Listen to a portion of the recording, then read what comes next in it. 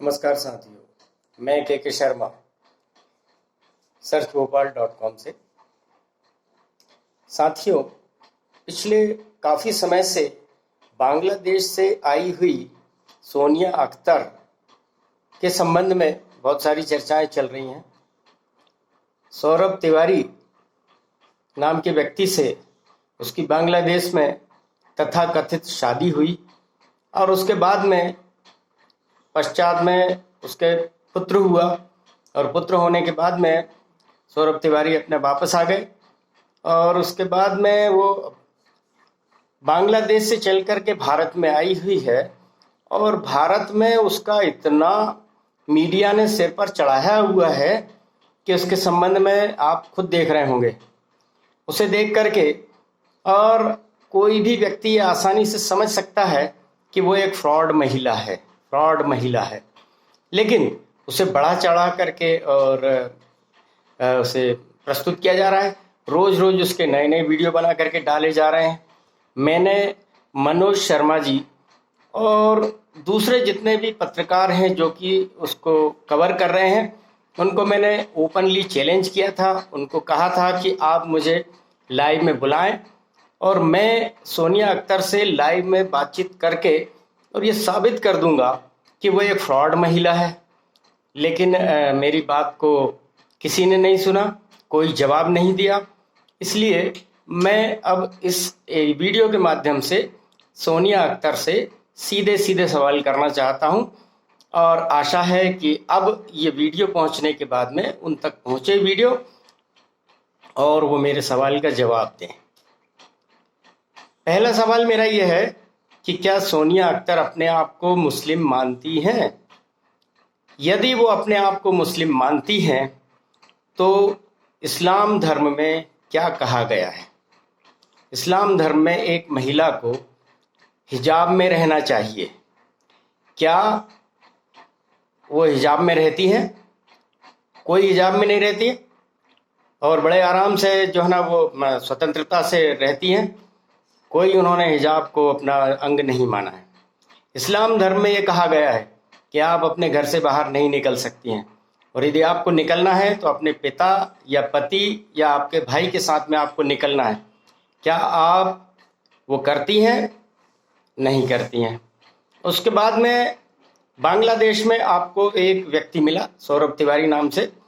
वो आपकी उम्र से 17-18 साल अधिक था। उसके बाद भी आपने उसको आकर्षित किया अपनी ओर। आप उसके ऑफिस में बार बार गईं और बार बार जाने के बाद में आपने उसे अपनी ओर प्रभावित करने की कोशिश की। वो प्रभावित हो गया। ये मानव स्वभाव है, मनुष्य का स्वभाव है। और उसके बाद में आपने उसे शादी का प्रस्ताव दिया। शादी के प्रस्ताव के लिए आपको पूरे बांग्लादेश में एक भी नवयुवक, कोई लड़का आपको नहीं दिखा। उसे छोड़ करके आपने अपने से 18-20 साल बड़े एक बुजुर्ग व्यक्ति को आपने चुना। क्यों चुना? क्योंकि आपको उसकी हैसियत पता थी, आपको उसकी पोजीशन पता थी। हैसियत यानी पोजीशन, आपको उसकी पोजीशन पता थी, आपको पता था। और तीसरा, आपको उसकी उम्र पता थी कि ये व्यक्ति 50 साल का जब है तो ये कितनी उम्र तक जीने वाला है। ऐसे व्यक्ति को, जो पैसे से मतलब धनवान है, ऐसे व्यक्ति को आपने चुना और चुनने के बाद में आपने उस पर दाना डाला और तरह तरह के आपने काम किए। और अब आप जो है जितनी भी चीज़ें आप कर रही हैं वो हर तरह से आप वीडियो और फोटो के माध्यम से आप बताने की कोशिश कर रही हैं कि ये सौरभ तिवारी ने अपनी स्वेच्छा से किया। अब मैं कुछ बातें करना चाहता हूं, जरा बताएं कि क्या सौरभ तिवारी आपसे पहले मिले थे या आप सौरभ तिवारी से मिली थी? ये मेरे सवालों के जवाब मैं वीडियो के माध्यम से पूछ रहा हूं और वीडियो के माध्यम से ही हमारे पत्रकार बंधु मनोज शर्मा जी और जो कि इसको बहुत कवर कर रहे हैं, वो मेरे वीडियो के माध्यम से मेरे सवालों के जवाब दिलवाएं। तो पहला सवाल ये है कि क्या जो है आप सौरभ तिवारी से आप मिली थी या सौरभ तिवारी आपसे मिले थे? निश्चित रूप से आप उनसे मिली थी। आपने उनसे बातचीत किया, संपर्क बढ़ाया, सब कुछ किया, मोबाइल का एक्सचेंज हुआ। एक महिला, एक समझदार महिला, स्त्री, किसी का मोबाइल एक्सचेंज पहली फुर्सत में नहीं करती है।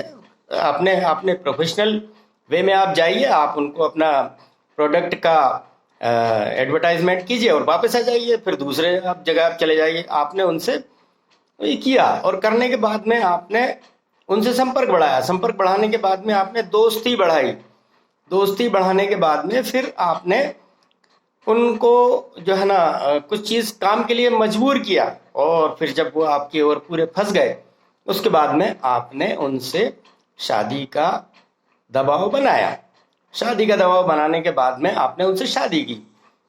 यदि आप वीडियो और फोटो में ही यकीन रखती हैं तो शादी का कोई फोटो जिसमें आपका शादी हो रही, विवाह हो रहा है, मौलाना साहब निकाह पढ़वा रहे हैं, ऐसा कोई वीडियो आप सोशल मीडिया को बताएं, पहली बात। और दूसरी बात ये कि जब सौरभ तिवारी आपसे मिलने के लिए आपके घर तो कभी नहीं गए, यदि कभी घर गए हों तो वो वाला वीडियो बताएं। बहुत सारी वीडियो आप बता रही हैं, बच्चे के साथ खिला रहे हैं, सब कुछ कर रहे हैं, वो कोई बात नहीं है। तो अब उसके बाद में आपने फिर क्या किया कि शादी कर ली। शादी करने के बाद में आप जो है ना फिर वो सौरभ तिवारी अपने आनंद के साथ में जो है ना, सौरभ ने नाम भी बदल लिया। मुझे ये बताइए कि क्या सौरभ के दस्तखत, सौरभ के हस्ताक्षर आपके निकाहनामा, शादी नामा में कौन सी भाषा में है, कौन सी भाषा में ये निकाहनामा बना हुआ है, ये बताएं जरा। क्या ये बांग्ला में है, क्या ये अंग्रेजी में है, क्या ये हिंदी में है, इनमें से कौन सी भाषा में है?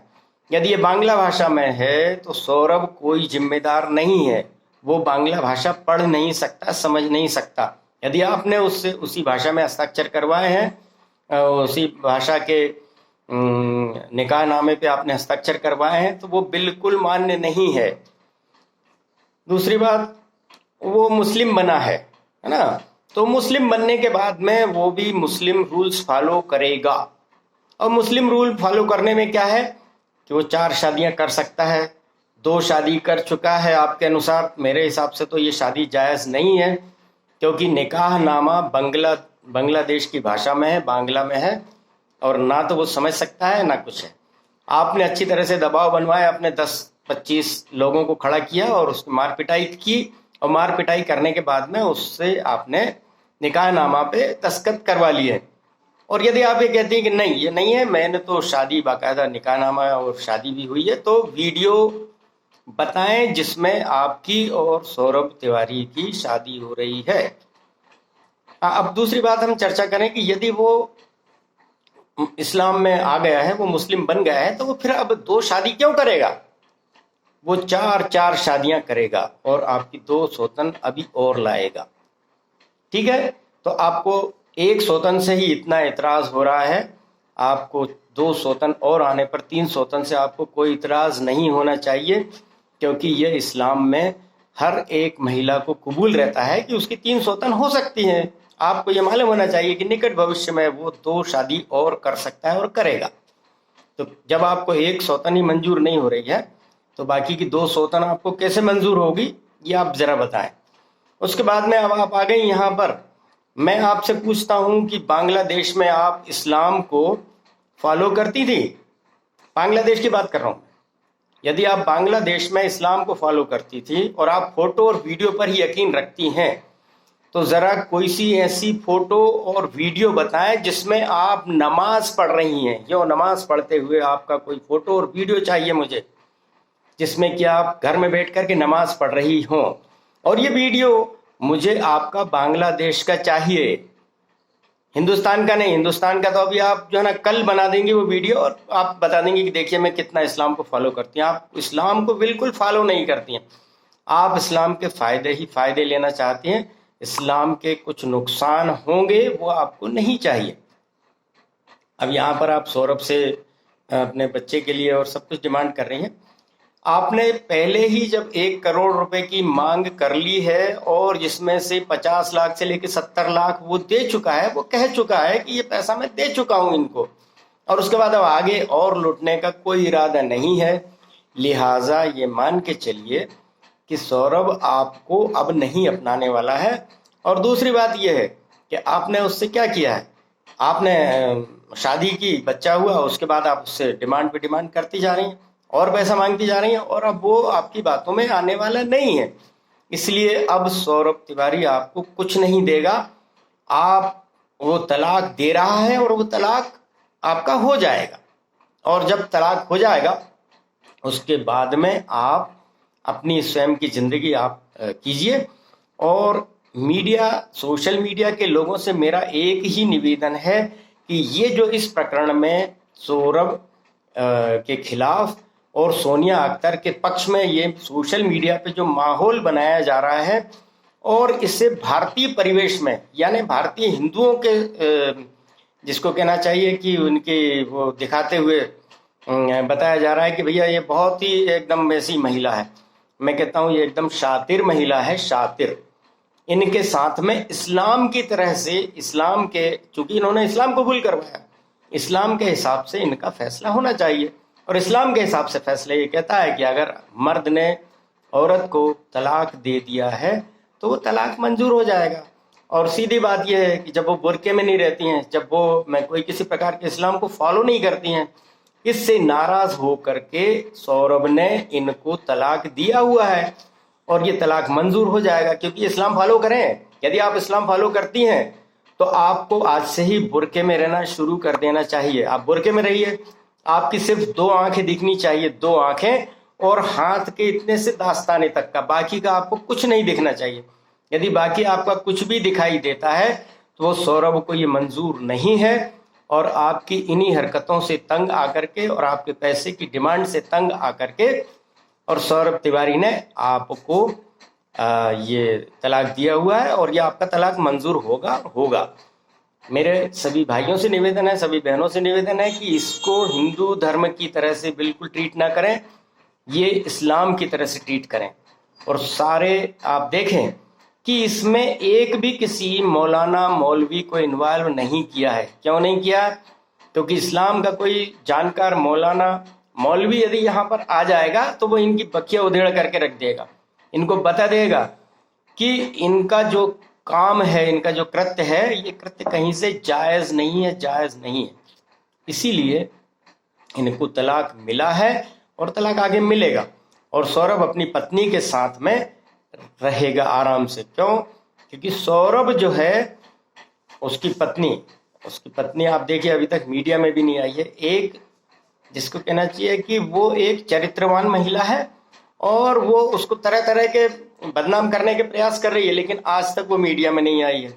और वो एक संभ्रांत घर की महिला है, वो आपके जैसी टुच्ची महिला नहीं है। मैं टुच्ची महिला के शब्द का इस्तेमाल कर रहा हूँ आपके लिए, जो कि रोज रोज आकर के और आप वीडियो बना करके और सौरभ तिवारी को किसी तरह से परेशान करती हैं, ताकि वो विचलित होकर के और आपसे संपर्क कर ले। वो आपसे बिल्कुल भी संपर्क नहीं करेगा। और जब तलाक हो जाता है उसके बाद में बच्चे की जिम्मेदारी महिला की स्वयं की है। ये इस्लाम में है। न जाने इस्लाम में हर दिन लाखों महिलाओं को तलाक दिया जाता है, और वो अपने अपने बच्चों को लेकर के और अपने सड़क पर घूमती रहती हैं। आप भी उनमें से एक हैं। इसलिए आप सौरभ तिवारी को बिल्कुल परेशान न करें। और सौरभ तिवारी को मेरा ओपनली कहना है कि पहले आप तलाक दें, इनको इस्लाम में रहते हुए तलाक दें, और तलाक देने के बाद में तलाक मंजूर होता है या नहीं होता है, आप इस्लाम धर्म त्याग दें, आप हिंदू बन जाएं। जैसे ही आप हिंदू बनेंगे वैसे ही ये शादी नाजायज़ हो जाएगी, फिर जिना कहलाता है। यदि आप सोनिया अख्तर के साथ में रहते हैं या कोई संबंध रखते हैं तो वो जिना हो जाता है। तो फिर ये जिना ये कर नहीं सकती हैं, ये इस्लाम को मानती हैं, इसलिए ये जिना नहीं कर सकती हैं। लिहाजा आप इनको तलाक दें, और तलाक देने के बाद में आप सीधे सीधे इस्लाम धर्म को समाप्त करके और हिंदू धर्म में आप वापस आ जाएं। जैसे ही आप हिंदू धर्म अपनाएंगे वैसे ही इनका और आपका निकाह या विवाह या शादी ये गैर हो जाएगा, आपका बिल्कुल बेकार हो जाएगा, और इनको आपका तलाक नहीं हो रहा होगा तो हो जाएगा। यही मेरा आपसे कहना है। धन्यवाद।